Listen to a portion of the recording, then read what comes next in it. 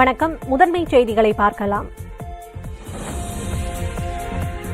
காசா பகுதியில் உள்ள 10 லட்சம் பாலஸ்தீனியர்களை வெளியேற இஸ்ரேல் உத்தரவிட்டுள்ள நிலையில் அங்கு தரைவழி தாக்குதல் தொடங்கக்கூடும் என அச்சம் எழுந்துள்ளது.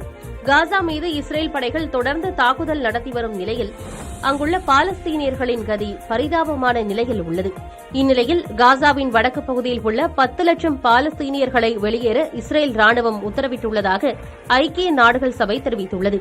வான்வழி தாக்குதலை தொடர்ந்து தரைவழி தாக்குதலை தொடங்க திட்டமிட்டிருப்பதால் இஸ்ரேல் இவ்வாறு கூறுவதாக யூகிக்கப்படுகிறது. ஆனால் 10 லட்சம் பேர் ஒரே நேரத்தில் வெளியேறினால் அது பேரழிவுக்கு வழிவகுக்கும் என ஐநா எச்சரித்துள்ளது.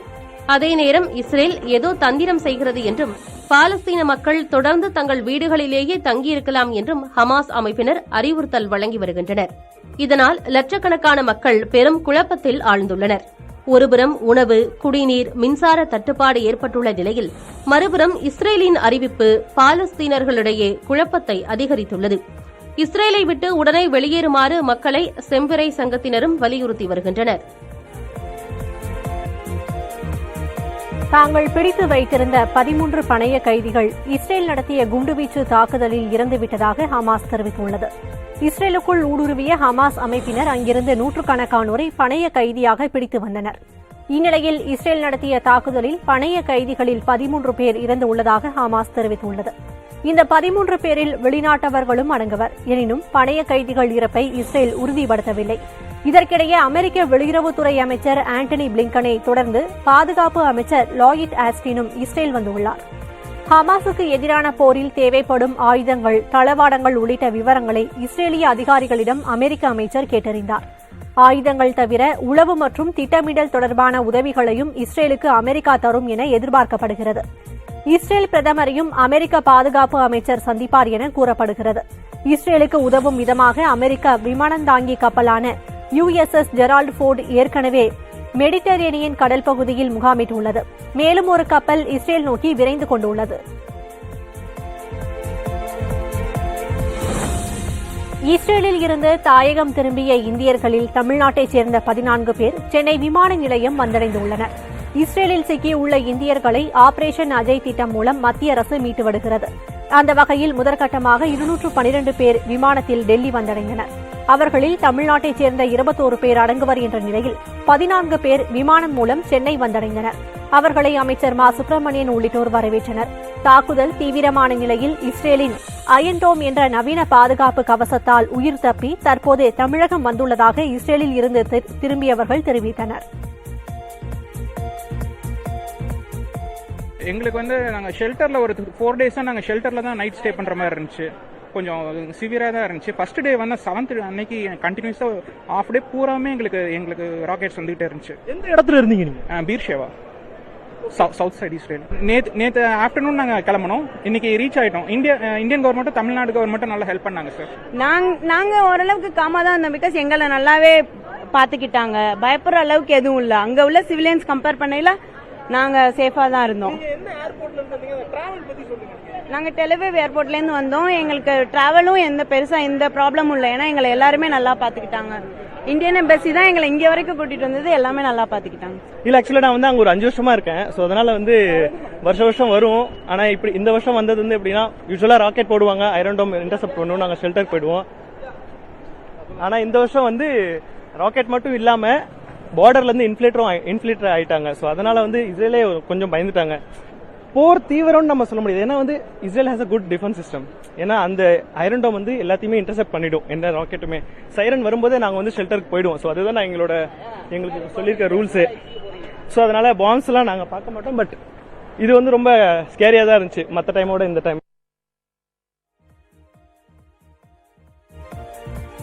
தமிழகம் மற்றும் புதுச்சேரியில் 3 நாட்களுக்கு மிதமான மழை பெய்ய வாய்ப்பிருப்பதாக வானிலை ஆய்வு மையம் தெரிவித்துள்ளது. புதுக்கோட்டை, தஞ்சாவூர், திருவாரூர், நாகப்பட்டினம், மயிலாடுதுறை, தூத்துக்குடி, ராமநாதபுரம், கன்னியாகுமரி, நெல்லை, தென்காசி, தேனி, விருதுநகர், சிவகங்கை ஆகிய 13 மாவட்டங்களில் இன்று கனமழை பெய்ய வாய்ப்புள்ளதாக தெரிவிக்கப்பட்டுள்ளது. சென்னையை பொறுத்தவரை 2 நாட்களுக்கு இடியுடன் கூடிய லேசானது முதல் மிதமான மழை பெய்ய வாய்ப்பிருப்பதாக வானிலை ஆய்வு மையம் தெரிவித்துள்ளது. பயங்கரவாதம் எங்கு இருப்பினும் எந்த வடிவில் இருப்பினும் அது மனித குலத்திற்கு எதிரானது என பிரதமர் நரேந்திர மோடி பேசியுள்ளார். G20 நாடுகளின் நாடாளுமன்ற சபாநாயகர்களின் கூட்டம் டெல்லியில் தொடங்கியுள்ளது. இதில் பேசிய பிரதமர் மோடி, உலகின் பல்வேறு பகுதிகளில் சண்டை சச்சரவு நீடித்து வருவதாகவும் இதனால் யாருக்கும் எந்தவித பலனும் கிடைக்கப் போவதில்லை என்றும் தெரிவித்தார். மனிதகுலம் எதிர்கொண்டு வரும் மிகப்பெரிய சவால்களுக்கு பிரிந்து கிடக்கும் உலகத்தால் தீர்வு வழங்க முடியாது என்றும் பிரதமர் தெரிவித்தார். தற்போது உலக நாடுகள் அமைதியையும் சகோதரத்துவத்தையும் கைக்கொண்டு முன்னேறுவதற்கான நேரம் என்றும் பிரதமர் அறிவுறுத்தினார். நாடுகள் ஒன்றுக்கொன்று தங்களுக்குள் பரஸ்பர நம்பிக்கை வைத்து மனிதாபிமான அடிப்படையிலான அணுகுமுறையுடன் செயல்பட வேண்டும் என்றும் அறிவுறுத்தினார். இஸ்ரேல் ஹமாஸ் போர் தொடர்ந்தால் உலகெங்கும் பாதிப்புகள் ஏற்படும் என அஞ்சப்படும் நிலையில் பிரதமரின் பேச்சு அமைந்துள்ளது. மகளிர் உரிமை மாநாட்டில் கலந்து கொள்ள சோனியா காந்தியும் பிரியங்கா காந்தியும் இன்று சென்னைக்கு வரவுள்ளனர். சென்னை நந்தனம் OMCA மைதானத்தில் திமுக மகளிர் அணி சார்பில் நாளை மகளிர் உரிமை மாநாடு நடைபெறவுள்ளது. இந்த மாநாட்டில் கலந்து கொள்ள காங்கிரஸ் நாடாளுமன்ற குழு தலைவர் சோனியா காந்தியும் அவரது மகள் பிரியங்கா காந்தியும் இன்று இரவு சென்னைக்கு வரவுள்ளனர். முதலமைச்சரும் திமுக தலைவருமான MK ஸ்டாலின் தலைமையில் நடைபெறவுள்ள இந்த மாநாட்டில் ஜம்மு காஷ்மீர் முன்னாள் முதல்வர் மெகபூபா முஃப்தி, தேசியவாத காங்கிரஸ் MP சுப்ரியா சுலே உள்ளிட்டோரும் கலந்து கொள்ள இருக்கின்றனர். இந்த மாநாட்டில் பெண் உரிமைகள், பாதுகாப்பு உள்ளிட்ட பல்வேறு விவகாரங்கள் குறித்து ஆலோசிக்கப்பட உள்ளதாக தெரிவிக்கப்பட்டுள்ளது. இந்த மாநாட்டிற்கான இறுதிக்கட்ட பணிகள் முழுவீச்சில் நடைபெற்று வருகின்றன. இந்நிலையில் இந்த பணிகளை முதலமைச்சர் MK ஸ்டாலின், அமைச்சர் மா சுப்பிரமணியன், திமுக MP கனிமொழி ஆகியோர் பார்வையிட்டனர். இதற்கிடையே சோனியா காந்தி பிரியங்கா காந்தியை விமான நிலையம் மற்றும் அண்ணா சாலையின் இருபுறமும் திரண்டு நின்று வரவேற்க வேண்டும் என சென்னை, காஞ்சிபுரம், திருவள்ளூர், செங்கல்பட்டு ஆகிய மாவட்டங்களைச் சேர்ந்த கட்சி நிர்வாகிகளுக்கு காங்கிரஸ் மாநில தலைவர் KS அழகிரி அழைப்பு விடுத்துள்ளார். காவிரியில் 15 நாட்களுக்கு வினாடிக்கு 3000 கன அடி நீரை திறக்க கர்நாடக அரசுக்கு காவிரி மேலாண்மை ஆணையம் உத்தரவிட்டுள்ளது. டெல்லியில் 2 நாட்களுக்கு முன்பு நடைபெற்ற காவிரி ஒழுங்காற்றுக்குழு கூட்டத்தில் வரும் 16ஆம் தேதி முதல் 31ஆம் தேதி வரையில் 15 நாட்களுக்கு தமிழகத்திற்கு வினாடிக்கு 3000 கன அடி நீரை கர்நாடக அரசு திறந்துவிட பரிந்துரைக்கப்பட்டது. இந்த பரிந்துரை காவிரி மேலாண்மை ஆணையத்திற்கு அனுப்பி வைக்கப்பட்ட நிலையில் டெல்லியில் காவிரி மேலாண்மை ஆணையத்தின் கூட்டம் நடைபெற்றது.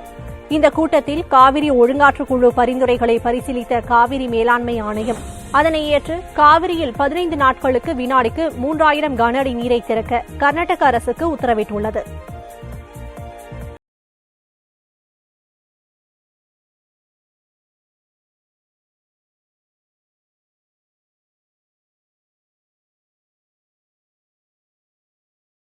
அதிகமாக வீணாகியுள்ளன. கடந்த ஆண்டு சென்னை மருத்துவக் கல்லூரி, மதுரை மருத்துவக் கல்லூரி உள்ளிட்ட முக்கிய மருத்துவக் கல்லூரிகளில் மொத்தம் 6 MBBS இடங்கள் நிரப்பப்படாமல் இருந்தன. இந்நிலையில் இந்த ஆண்டு 86 இடங்கள் வீணாகியுள்ளன. 4 சுற்று கலந்தாய்வுகள் நிறைவடைந்த நிலையிலும் இந்த இடங்கள் நிரம்பவில்லை. குறிப்பாக அரசு மருத்துவக் கல்லூரிகளில் 16 இடங்கள், மதுரை எய்ம்ஸ் மருத்துவமனையில் 3 இடங்கள், நிகர்நிலை பல்கலைக்கழகங்களில் 50 இடங்கள் மற்றும் தனியார் கல்லூரிகளில் 17 இடங்கள் என மொத்தம் 86 MBBS இடங்கள் காலியாக உள்ளன. இதேபோல அரசு பல் மருத்துவக் கல்லூரிகளில் 24 இடங்கள், தனியார் கல்லூரிகளில் 204 இடங்கள் உட்பட மொத்தம் 279 BDS இடங்கள் காலியாக உள்ளன. அகில இந்திய ஒதுக்கீட்டில் நிரப்பப்படாத இடங்களை மாநில அரசிடம் வழங்காததே இந்த பிரச்சினைக்கு காரணம் என தேசிய மருத்துவ ஆணையத்தின் மீது குற்றச்சாட்டு முன்வைக்கப்படுகிறது. நியாய விலை கடைகளில் UPI பரிவர்த்தனை மூலம் பொருட்களை வாங்கிக் கொள்ளும் முறை அறிமுகப்படுத்தப்பட்டுள்ளது. முதற்கட்டமாக சென்னை மற்றும் புறநகரில் இந்த சேவை நடைமுறைக்கு வந்துள்ளது. தமிழ்நாட்டில் அனைத்து நியாய விலை கடைகளில் UPI டிஜிட்டல் பரிவர்த்தனை மூலம் பொருட்களை வாங்கும் முறை அறிமுகப்படுத்தப்படும் என கூட்டுறவுத்துறை அமைச்சர் சட்டப்பேரவையில் கூறியிருந்தார். இந்நிலையில் சென்னை மற்றும் அம்பத்தூர், ஆவடி உள்ளிட்ட புறநகர் பகுதிகளில் மொத்தம் உள்ள 588 நியாய விலை கடைகளில் 562 கடைகளில் தற்போது UPI பரிவர்த்தனை மூலம் ரேஷன் பொருட்களை பெற்றுக்கொள்ளும் வசதி அமல்படுத்தப்பட்டுள்ளது. டிஜிட்டல் பரிவர்த்தனை தொடர்பாக பொதுமக்களிடம் விழிப்புணர்வு ஏற்படுத்த மொபைல் முத்தமா என்ற விழிப்புணர்வு வாசகங்கள் ரேஷன் கடைகளில் ஒட்டப்பட்டுள்ளன. விரைவில் மாநிலம் முழுவதும் இந்த சேவை விரிவுபடுத்தப்பட உள்ளது.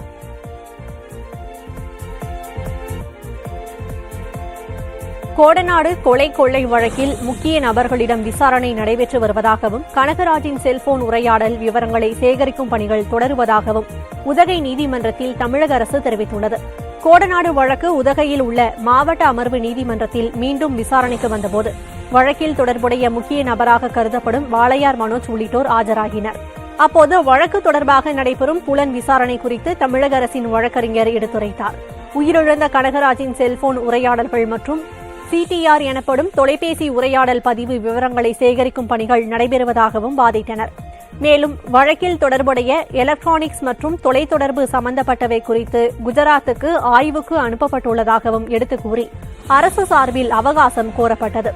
இதனை ஏற்ற நீதிபதி அப்துல் காதர் வழக்கு விசாரணையை நவம்பர் 24ஆம் தேதிக்கு ஒத்திவைத்து உத்தரவிட்டார்.